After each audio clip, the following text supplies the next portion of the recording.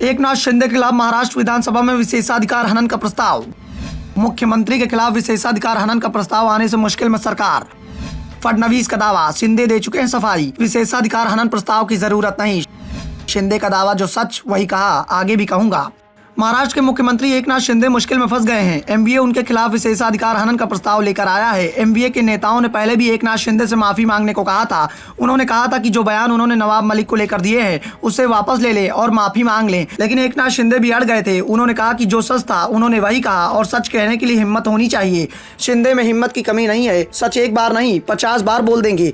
दरअसल विवाद की शुरुआत 26 फरवरी को हुई थी, जब एकनाथ शिंदे ने सभी विधायकों को चाय की पार्टी पर बुलाया था, लेकिन शिंदे की चाय पार्टी से विपक्ष ने बहिष्कार कर दिया। इसे लेकर शिंदे ने कहा कि अच्छा हुआ हमने देश विरोधियों के साथ चाय नहीं पी सके। शिंदे के बयान के खिलाफ विरोधी पक्ष के नेता दानवे ने सदन में विशेषाधिकार हनन का प्रस्ताव रख दिया है। दूसरी ओर एकनाथ शिंदे इस बात की सफाई दे रहे हैं कि उन्होंने विधानसभा के नेता विपक्ष अजीत पवार को देश विरोधी नहीं कहा, ना ही विधान परिषद के नेता विपक्ष अंबादास दानवे को देश विरोधी कहा। उन्होंने तो नवाब मलिक को लेकर यह बयान दिया है जिसका संबंध दाऊद से है। शिंदे ने जोर देकर कहा कि अगर किसी देश विरोधी व्यक्ति को देश विरोधी कहना अपराध है तो वो 50 बार इसे कहेंगे। शिंदे ने कहा कि नवाब मलिक के दाऊद के करीबियों से वित्तीय लेन देन का खुलासा हुआ है। इस खुलासे के बाद भी महाविकास अघाड़ी गठबंधन की सरकार ने मलिक को कैबिनेट मंत्री पद से नहीं हटाया था। शिंदे के बयान के बाद उद्योग गुट के एमएलसी अनिल परब ने कहा कि उन्होंने कभी भी राष्ट्र विरोधियों का समर्थन नहीं किया और शिंदे जब एक ही कैबिनेट में मंत्री हुआ करते थे तब उन्हें ये बात याद क्यों नहीं आई। शिंदे ने कहा कि मैंने एमवीए शासन के दौरान कई बार उद्धव ठाकरे से कहा कि मलिक को मंत्री पद से हटा दिया जाना चाहिए। जब संजय राठौर को हटाया जा सकता है तो मलिक को क्यों नहीं, लेकिन वह मलिक से इस्तीफा नहीं ले सके। इन सब के चलते हमने उन्हें छोड़ दिया और बीजेपी के साथ मिलकर सरकार बनाई। विशेषाधिकार हनन के मामले में डिप्टी सीएम देवेंद्र फडणवीस ने एकनाथ शिंदे का बचाव किया।